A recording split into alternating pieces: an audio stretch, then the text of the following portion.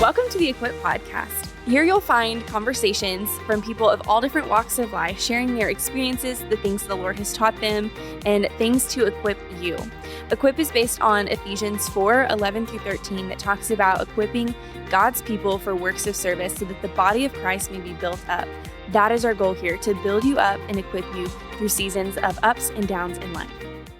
Welcome back to the Equip Podcast. I'm your host, Taylor Gibson, and today I'm joined by Hixon and Margie Frank. Hixon serves on staff here at Green Acres as our marriage minister, and he and Margie have been married 35 years. I've asked them here today to share about navigating the holiday season married.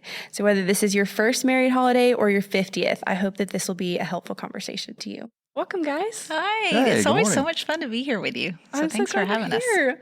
Well, to start off, will you tell us about your first holiday season together? You know, the Thanksgiving, the Christmas, the New Year's.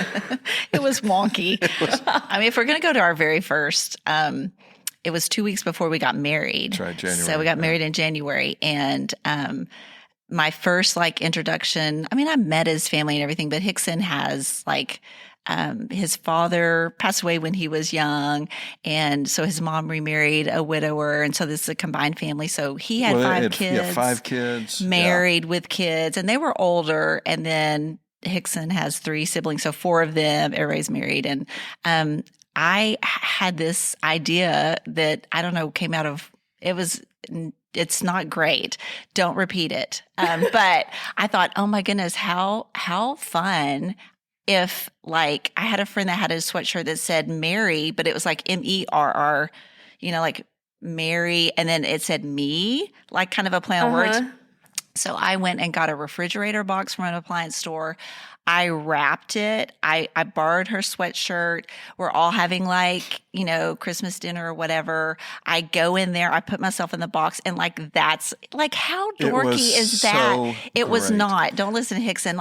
Don't you know all those adult siblings were like, Well, she's weird, No, Hixon. no, she came out of the box. So I went to open the box, and then all of a sudden, Margie pops out of the box. I thought it was the coolest so thing ever. cool. I'm like, this is going to be so cool. Well, and I'm 22 years old going, this is great. This is the but you best. know, from this perspective, I would be sitting there thinking, okay, that's different. So Well, that was my intro to Have you talked to them about to the this? Frank. I'm too embarrassed Well, to. we And then don't- even my sister-in-law's on the Frank side because it was a Frank Browning combo family. Awesome. I don't have the nerve to ask the Browning side, but my sister-in-law, I did in front of my sister-in-laws thinking, this is going to be amazing or whatever. And awesome. Hixon asked me, he was like, who helped you with that? And I said, the problem was that no one helped me and said, hey, babe, have you thought this all the way through? It's the best this idea. might be and weird. It was, though. Listen, Anyway. it was great. I hated that I had Young 2 love. weeks till we got married because I was like, it's a present. You unwrap You a don't get present. to I didn't wrap get to it. unwrap Yeah, it. yeah. So, No, we're not going there. maybe another podcast. But the first Thanksgiving and Christmas, it is wonky. And I think just expect it for the first 2 to 3 years, it's going to be probably it was 10 till we kind of got into a rhythm because it doesn't matter. Both our families were great, but they're different. Mm-hmm. And so I just went into his, and his was more just with so many siblings. So there's 10, 18 plus all the kids plus, cousins, all that stuff. So it was my big fat Greek wedding kind of, it was Greek style. So people, it was layered conversations and loud. And it's not that my family's quiet but it was more organized chaos. It's everybody listens to whoever's telling the story. And everybody takes turns. There was no taking turns, and it was all fun. You just fought for your spot. You fought for your spot in the conversation at the table. It's survival of the fittest. And so I think that was what was just so hard because I think then I came out well, this is not, this is not how we do it. And The bottom line, I think I terrified Margie the first. no. I was like, what have I gotten myself into? Why are we here? Because it's not just very loud, it was competitive, and some families are that way, and that's fine. Because you come from a lot of boys. A lot of boys, 3 brothers, and That my husband's family is. Mhm. yeah. Okay, and you get it then. And if you get it, it's fine. But if you don't get it, and if you're waiting for your turn, someone call on you and say, "Oh, would you now share your heart with us?" That's not happening. Yeah. That is not happening. So it was. That's true. So it was just different to manage that, and two, I'm sure we have listeners who are like, these are their first few years as a new family unit, and so I didn't have my sea legs underneath me yet, so I didn't know, where do I fit in this? How do I find my place? I was getting to know my sister-in-laws, who were all new to the family too. So we're all, and over time, that comes with time, and I just didn't realize that. Over time, then, my sister-in-laws, we've all bonded over kind of the competitive, loud, ruckus, whatever. And we'll kind of it's actually bonded us together, and we have things to laugh about and things like that. Not that mine was, Hixon, you probably came over to mine. We're like, what is this? Why is no one shouting? I know. Why is no one yelling? They seem so nice. This can't be real. Well, and I think too, I made the mistake after the first one when we were engaged, and then the second one when we were actually married, I made the mistake of trying to convince you that what you were feeling wasn't right, and that you should understand how it is, rather than get in your corner with you. I made the mistake. Let my life serve as a warning to some of you, that I tried to convince Margie that how she was feeling wasn't right, and the way she was responding to it wasn't right. And in some ways, I kind of chastised her. I think I was nice kind of about it, but it was a pushback, and that actually was a sore spot for several years. Well, because it can feel like a rejection of your family, and it's not, because he has great. I mean, I struck gold with my in-law family, with my mother-in-law, with my brother-in-laws, with my sister-in-laws, but it's still different. It's still not yours. And so I think the key too is, and vice versa, when you had things that were like, well, we don't have to do that just because your family does that, Margie. There can sometimes be this defensiveness that rises up in you.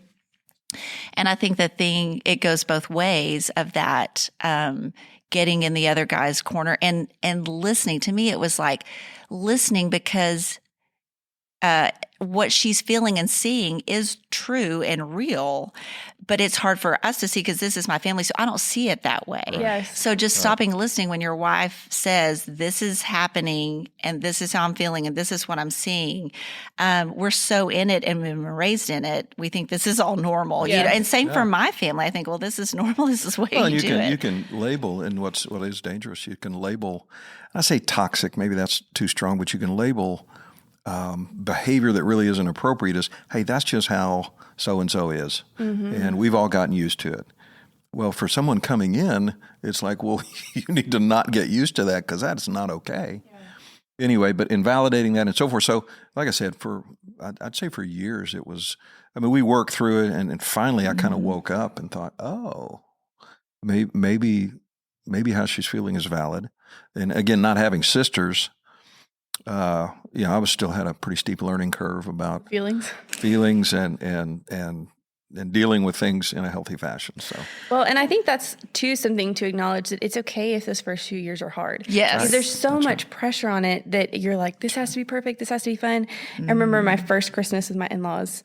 They have 2 stories, and so I was in our room upstairs, and Aaron, my husband, comes in, and I'm like on the floor crying, and he's like, what is wrong with you? Are you okay? And I'm like, I just miss my mom, and I'm away from my family. Yes. And then come to find out my mom was doing the same thing at home. So it's the whole thing. We bonded over it. It's fine. Good. We've moved past it. But it's okay for it to be hard. And I know my mother-in-law was so intentional about me feeling included. Like she had all boys, and so she got daughters included in, and she asked us, hey, are there any traditions that are really special and important to you that we could incorporate? Yeah. So for my family, my big thing is my mom will make cinnamon rolls. Now, they're like the Pillsbury crafted can on the side of the counter cinnamon rolls. That's still baking. It does. It all counts. In the shape of a Christmas tree, and put green food coloring in the icing, and we make a little Christmas tree cinnamon roll, and that's what we have for breakfast. And so I told my mother-in-law, this is like my favorite thing that's really special to me. I'll even make it. And she was like, we're doing it. And so I think there's ways to make people feel included and special, but also at the same time holding space for it can still be hard. 100%. Right. No, and they can both live in tension of it. And the fact that you said that my first holiday, I cried. And then when we went over to my parents' house, I was teary just because it was overwhelming, and I wanted Hixon. I wanted, like, he was like no guy or believer I'd ever met. I wanted his family, his brothers, but it's still, like you said, it's not yours and what you're comfortable and used to. And when I came home, my dad was like, "How was it?" And I just went, and I just tears started coming. He's like, I think this was that Christmas before we got married, because he was like, you do not have to get married. You don't. And my mom was in the kitchen like, Brian, that's not what this. I was like, this is different. No, I want it, but it is exactly what you said. It's so great. You can want it and love it. And it's change. And so I think that what you said is so spot on. Go into it knowing it's going to be wonky, and it's going to, be uncomfortable, and it's going to be great, and it's going to be fun, but it's going to be hard too. And that's okay. Maybe there's some things that you need to warn your family, and you're the new person you're bringing in. Hey, these are some quirks that my family has. Yeah. Welcome to the party. Yeah. Welcome to the party. Seriously, provided you have eyes to see your own family quirks. Yes. Yeah. I just thought that's how families operated. You fought for your spot, and you. Aaron came over one Sunday. I think it was during COVID, and we had lunch after church, and then all of a sudden my whole family gets up from the table and leaves, and he's like, "What are we doing? What's going on?" I'm like, "Oh, we're all going to take a nap. You can nap on the couch, or you can leave. Like, it's nap time." It's nap time. I love that, actually. Don't you know he was like, "Can we do that?" I like that. Hixon would love I'm that. so for that. I think we all got up at the same time. I'm sorry. No instructions, no nothing. I would be like, "This is bizarre." And now thinking about it, I'm like, "Oh, that was weird. That was weird." Okay, I get it. These are quirks I need to think about. I'm with him. Perfectly normal. Well, are there any fun traditions that y'all have started over the years with your marriage, your family? So I like this one. I like every Christmas anyway. Right before, in fact, we're doing it this week, I think. Mm-hmm. We pick a Christmas album, and so. Long story short, we start Christmas, judge me if you will, on October 31st. We started on Halloween. I'm actually here for this. Okay. We started. We'll have lovers and haters. Again, I don't care. And I'll play it. It'll be in my office. I'll play it. But typically we have one Christmas album that we've all kind of agreed, hey, this is going to be our album. Now, it's not the only thing we can listen to, but it's a little bit of a theme. So we voted this week, and we'll see. We're voting. We have it's an assortment of, so that everybody jumps in, and I think Grayson was digging, like, I've got to catch up. And even that's even a tradition that's kind of evolved, because I think we started, I don't know, later when we played Christmas music, and I don't even know how we got started voting, but it's this thing, and now it's on the family group text, and it's like, someone's nominating, Bing Crosby, and someone's doing CeCe Winans, and I guess Amy Grant and Vince Gill have a new one, and somebody, and then of course Sydney has some Broadway star that we've never heard of, Of course. I'm like, okay, all right. We're getting together to vote no on that, by the way. We're going to vote her off the island. But. I know, but so it's just kind of fun, and then just we put it on a Spotify list and send it out or whatever, but the starting on October 31st even came out of a season of, like, it was a really hard, Hixon lost his dad on October 31st. My dad's birthday is on November 1st. We don't have him anymore, but it was more than that. Like, everyone, I think, in our family was walking through a really hard, dark season. This was years ago. And, for different reasons, and it felt dark and heavy and kind of oppressive. And everybody, and I think one of the kids, I don't remember, I think it was one of the girls, had called and had a really bad nightmare about what was going on. And I was just over it. I was like, this is enough. We've got to build up some walls. So I prayed. It's been dark long enough. Yeah, I just prayed, and I prayed over each of us just by myself. I was in the kitchen, and then I stood on the coffee table, and I turned my phone camera on, and I turned on me, and I just did this manifesto. I was like, today, and I just tried to declare truth of scripture and whatever. And then I said, and on October 31st today, we're all going to start listening to Christmas music, because that's gonna make it all better. We're going to be happy now. Right. So then, and it's such a short season between Thanksgiving and Christmas. It's really not enough time to celebrate. We should all be celebrating early. Thank you. Exactly. Yes. I think so. We have fun things like that, and then, I mean, because of so much of ours is influenced by, because we're in ministry, we're at the candlelight, and years that we were at a church where the wives and the kids lit the candles. So we were up there all day. And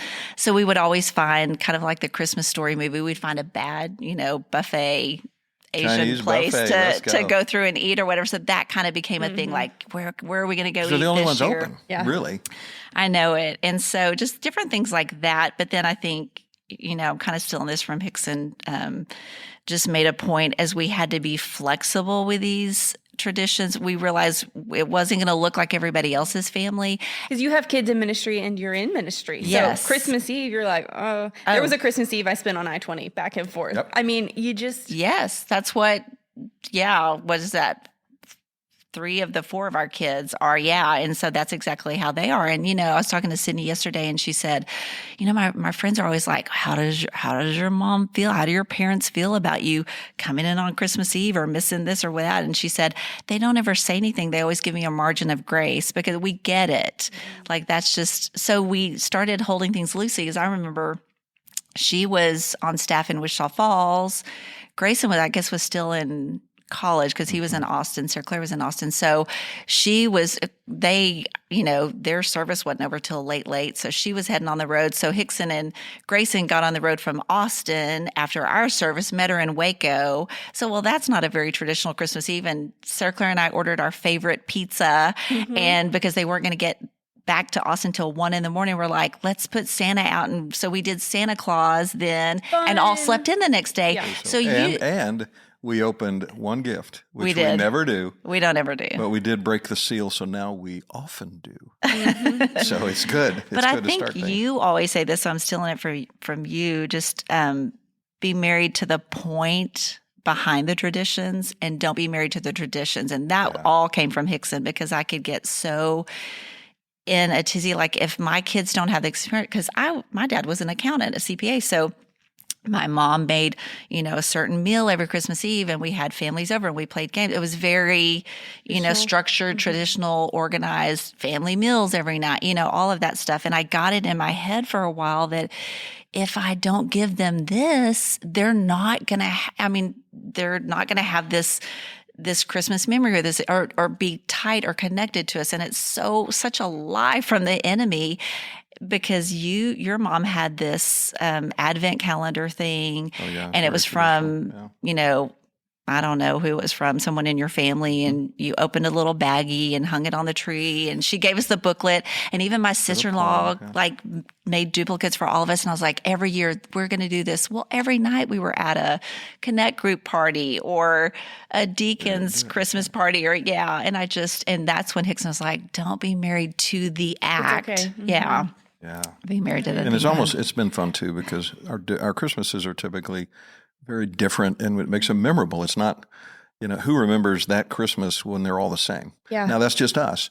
And so it has been. Remember that time when we first started going to the Chinese restaurant, or you remember that time we had so-and-sos at the Air Force Base that didn't have families, so they spent Christmas with us, and so there's a lot of fondness. To me, it helps with things being a little bit different to be memorable, and to remember the point. So, just hold it loosely. And it's specific to Christmas. Well, and I know we've got listeners on both sides here. On one side, newly married, trying to figure things out, figure out a good rhythm that works for both sides of the family. But then on the other side, we have couples who've been married many years and their kids are now getting married and things are changing. They're bringing in new people, new traditions. What advice or encouragement would you offer to those two groups? Yeah, so I actually feel pretty strongly about this question because when we got married, I knew I wanted to be the man. I mean, I'd read all these marriage books, and you are the man now, and you're to servant lead your family, and all of that is true. However, when it came to communicating tough things or things that we knew Margie's parents didn't want to hear in terms of, hey, here's where we're going, what we're doing, and they had a different preference, it really was best coming from her. It's just best. Now, after 7, 10 years or whatever, then I get to kind of speak for the family. But I understand that after a 30-minute ceremony, I am now the head of my home. However, it's a much longer transition for moms and dads to get used to their kids now. Someone else speaking for their child. So our rule was, if something difficult to tell her parents, she'll tell them. Something difficult to tell my parents, I'll tell them. That keeps the in-law child in good standing, and they don't get vilified, and they don't get, well, you're taking my son away, or you're taking my daughter away, or whatever. that becomes, for us, that was learned the hard way. That was learned the hard way. Anyway. That's super. I think that's super big for the spouse to communicate with their own family, whatever, just to, all the way around. But I think too, just die to the fact that everyone will be happy with what's decided. And you can't take the unhappiness of your parents, or parents, you can't take the unhappiness of your children on. I think that's super huge. That I think what's just as important as the spouse communicating with their family is that the husband and the wife have to get together and agree and be on the same page. Where are we going? How long are we staying? What are we going to do there? What are we spending on it? And the first, like I said, 2-3 years is super wonky, and probably 10 years till we got into a good rhythm. But it's the consequences of what are the consequences of me doing not doing what my parents want? There is a cost benefit rather than a hard line. I think hard lines often cause more damage than they help. So drawing that hard line, we're never. You always want to err on the side of the relationship. You're preserving the relationship. This is long term. And now sitting at it here from 56, I'm so glad even with those siblings and in-law siblings, I don't think I realized at the time, like, oh, these are going to be, parents are going to die off, and these are going to be my people. And so you're always thinking cost benefit long term for what you and your husband want, but what is best for the family, the bigger family too. No, that's good. So that's good. And you do have to draw healthy boundaries. You have to, but you draw them with grace, in many ways with kindness, and you draw them over the long haul. You can, and it'll be effective. You draw the hard lines, you just risk the relationship having to recover. Well, that was the other thing I was going to ask is, how do you balance time between families? Like, does it have to be fair and even? And we spent 2 days here, so we're spending 2 days here. I mean, how do you do that? We did that. I mean, we started out bean counting everything. It does not work. Do not bean count. It will never be fair. It will never be even. So die to that on both sides as a parent now of adult kids. And even the perception, it doesn't matter if it's exactly half and half. Nobody perceives their half. They always think, well, I've only got about 20% and they've got 80%, when that's not true. So a lot of it's perception. So it doesn't work. But I do think communication, even if it's tough, just communicate first between, husband and wife. Just be sure, as you said, Margie, be sure what you're going to do. Be sure that you're okay with it. Make sure as a husband, you're not not berating, but you're not dominating your wife to, this is what we're going to do. Well, good luck with that. Or the same way with wife. Don't say, honey, this is what we're going to do. Say, what do you want? Let's agree. You give, I give, we give, and then we make a plan and we stick to it.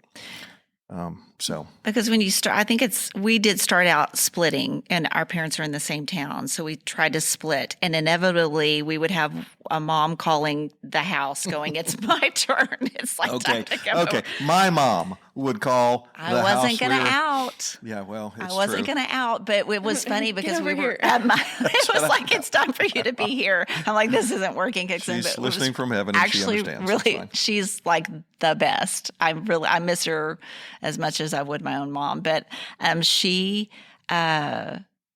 we were at my parents' house, and we had just gotten done with church. It was over the holidays. We sat down for lunch, at the big dining table with everybody, and the phone rings. My mom goes and gets in, and is like, "Oh, hey, Hixon, it's your mom on the phone," and we can hear this conversation in the kitchen, and he's going, "We are, Mom. We're coming over next," and then he goes, "Mom, I'm 35. I don't get in trouble anymore." And he comes back and he sits down and he goes, "We're going to need to head over to my parents' house after this." And my dad goes, "I thought you were 35. You don't get in trouble anymore, Mom." So that's been our line now. It's like, "I'm 35, Hixon. I don't get in trouble anymore." She had seriously said, she said, "You're in trouble with me." And I'm like, now, I said those words, but I wasn't bold enough. Since she's my mom, I'm like, I'm saying it to her. But it was over the phone. It was over the phone. That's right. But it's just like, that's what we for us, find out what everybody's dance is going to look different. Yeah. And so from the parents' side, know that their desire is like now that I'm on this side, like you go through the messy part of raising him. You have seasons where you don't enjoy him as much. And then you have seasons that you do. And you like get this amazing, fun adult that like you would hang with as a friend, and everything shifts and you're not over them. They're these partners and these friends.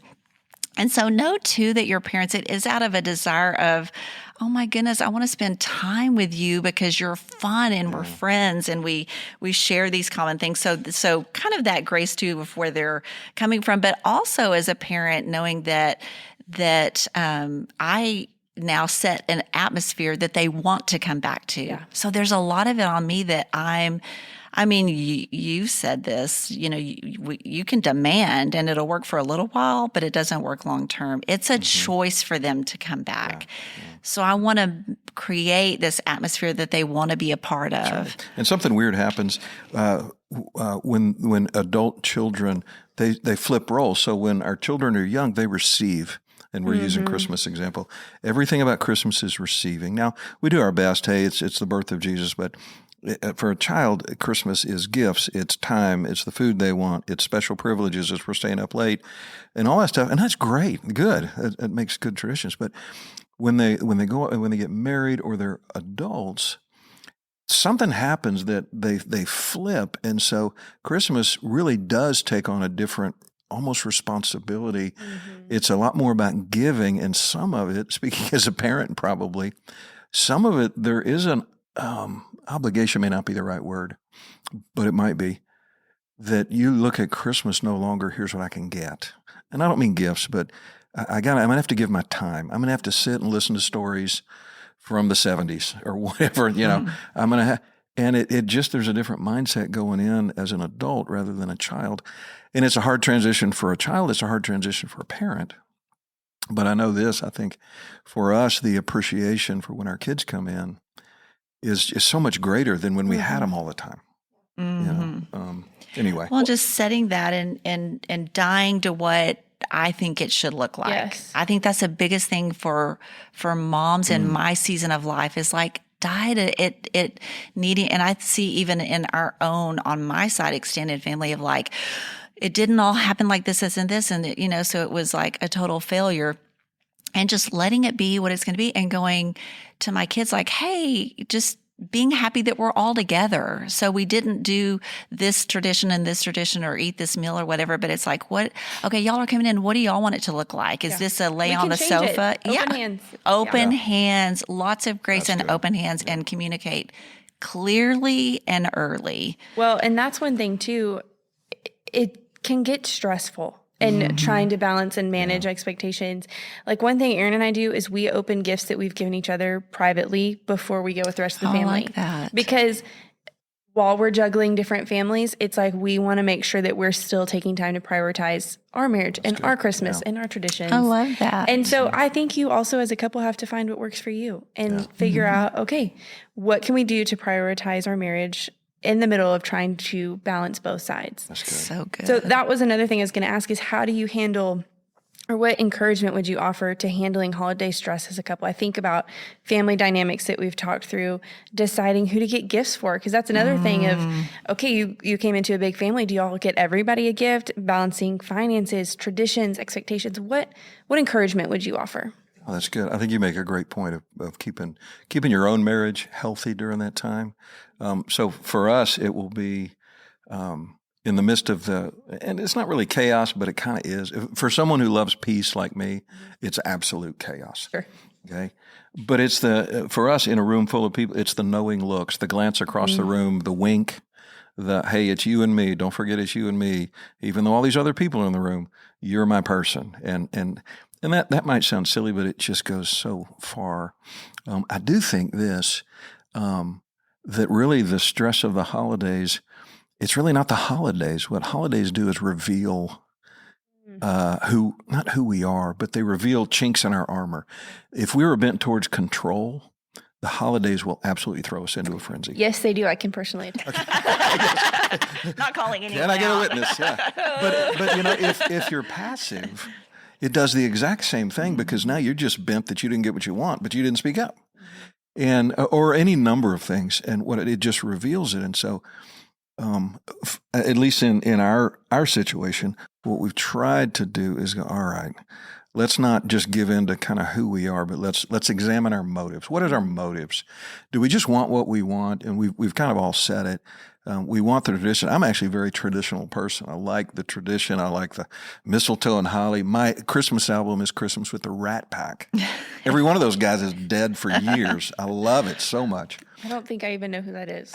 And now you hurt my feelings. It's a throwback. And Dean every Martin, year it's the same nomination. I'm like, Peter Lawford, Sammy Davis we Jr. voted this down every year. I know. I got to give you for consistency. We're going to have it one year, and y'all are going to love it. The kids are actually for it. You're going to love it. So, but that's I think what it just for us. We and realize, asking too, are you seeking to serve yourself and your own desires, or to serve your spouse? Yeah. Well, yeah, exactly. So, anyway, I just think that is important. We can't blame Christmas for it. You know. Well, and I think too, like some of the stressors, you're right. It reveals kind of what's already in us, but it's also that the unmet expectations, and so having that conversation, like sounds like y'all did. Mm-hmm. Taylor, you and Aaron, like, hey, let's have this time before we get in with everybody else, and know that things are going to get, there's something too about, I don't know if y'all are this way, but when all the siblings come back together, it's a whole different dynamic, and everybody's figuring out, am I in the same role that I was when I was growing up? And I remember that a lot of you and I. And you'll get this too, especially if there's a twin. My husband's a twin. I know your husband's a twin. They have a whole separate thing. Yes. And you're like, I don't even know. And they're over here who going, you are anymore. Yeah. And they fall right back into that. The rest of us are like, okay. Y'all are jealous. We're just here watching it. That's what it is. Yeah, jealousy. That's what we'll say it. Yeah. So just grace and grace and grace, and not letting it build up. Because I think there were so many holidays that we'd get in the car and we'd be just worn out and frustrated with each other, and, not good. And so I just sometimes not taking the time to think, what am I actually frustrated about? Yeah. And then you take it out on your person, and then the holidays become an argument. And Bingo. You're like, okay, sorry. So even volunteering, if you need you don't have to stay all together as a huge unit all the time. Like, hey, we'll go grab the barbecue that we're eating for dinner tonight. Like Hixon and I will go grab that, or we'll escape. Yeah, let us.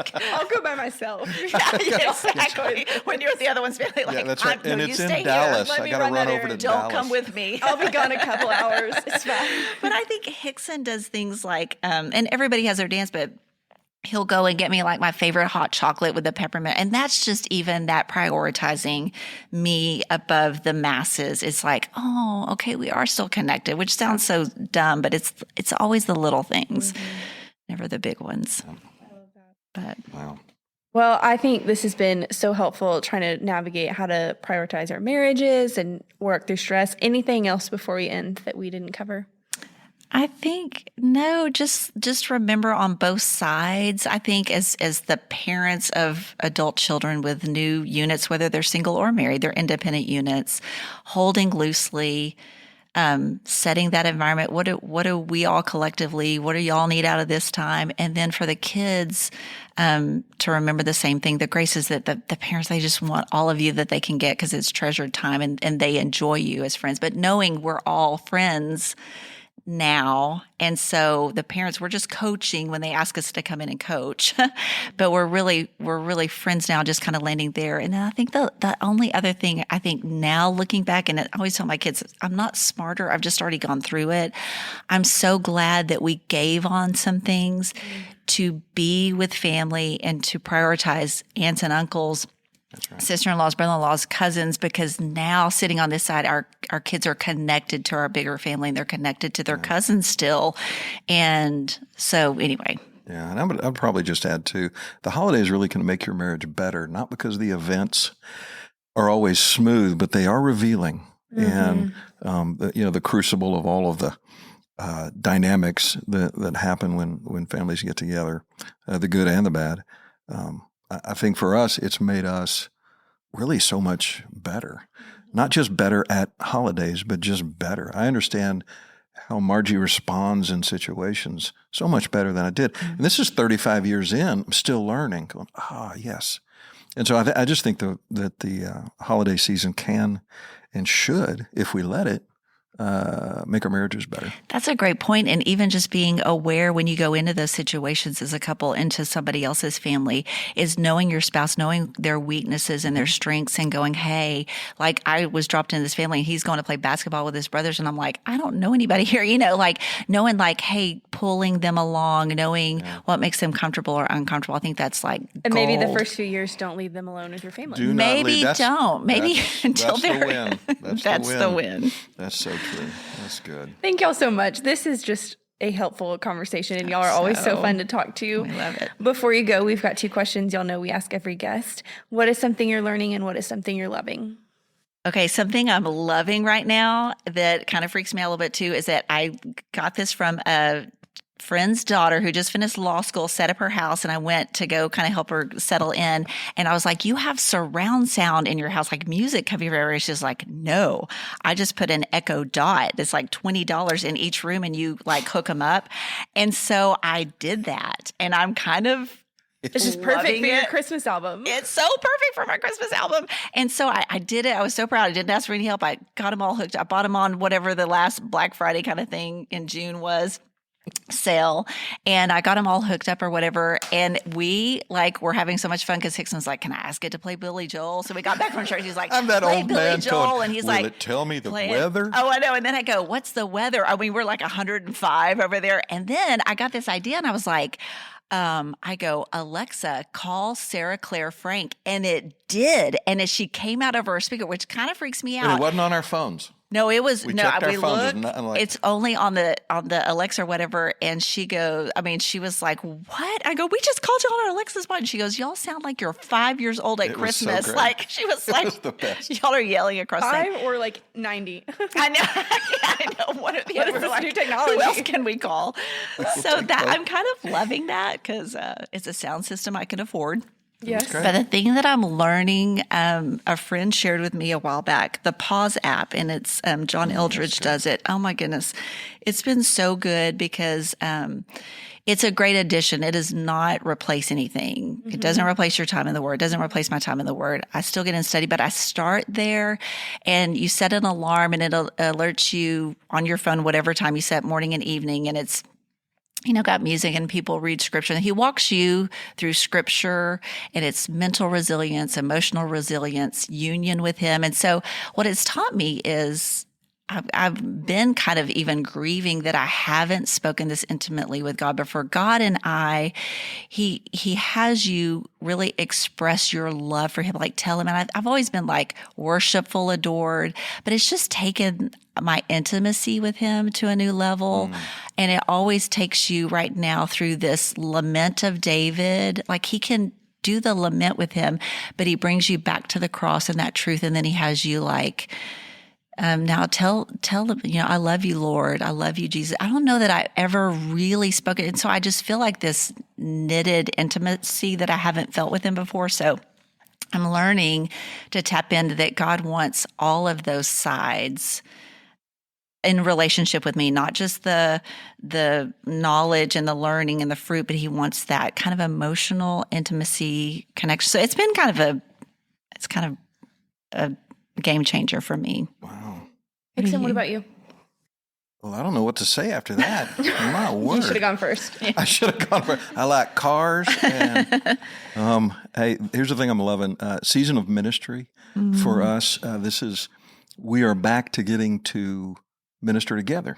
We do marriage ministry. Yeah, you can't be a marriage minister by yourself. That doesn't work. It's not as effective for sure. So I'm loving that. But it's very sobering because marriages are in trouble. And God's been gracious for us to be able to see that and hopefully step in and help. We are growing in our marriage. We're learning in our marriage. Again, after 35 years, the plan is to be a better husband at 36 years of marriage than I was at 35. But really loving that because it feels frontline and it feels impactful, and we can watch. Marriages don't change overnight because it didn't get in trouble overnight, but change trajectory. So it's been that's very, very fulfilling. So we're loving that. The thing I'm learning though is also the power of my words. And I'm actually, right now I'm in the book of James, and every chapter in the book of James, only 5, but every chapter has something to do with the power of the word and of our words to one another, to build, lift up, to tear down. Certainly in a marriage relationship, but more than that, I mean, the currency that most men operate in is sarcasm, and how they need a place. That's why I'm excited about men's ministry stuff. They need a place, not where it's soft, but they need a place that is genuinely concerned about them. And so getting a chance to realize my own mouth, my own voice in both my marriage and in ministry, it's, I'm learning a lot. That's one of the cool things about our church is having marriage ministry where we can come together, but having separate men's and women's where you can share more than you might share in another spot, and be able to say, hey, I'm really struggling, or hey, how do I be a better wife or a better husband or whatever. Yeah. Good. Well, thank you all so much for being here. I hope this was helpful to those listening. Me too. Thanks for listening to the Equip podcast. Be sure to subscribe to be the first to know when a new episode drops. And follow us on social media to stay connected. We're at GABC_women. See you next time.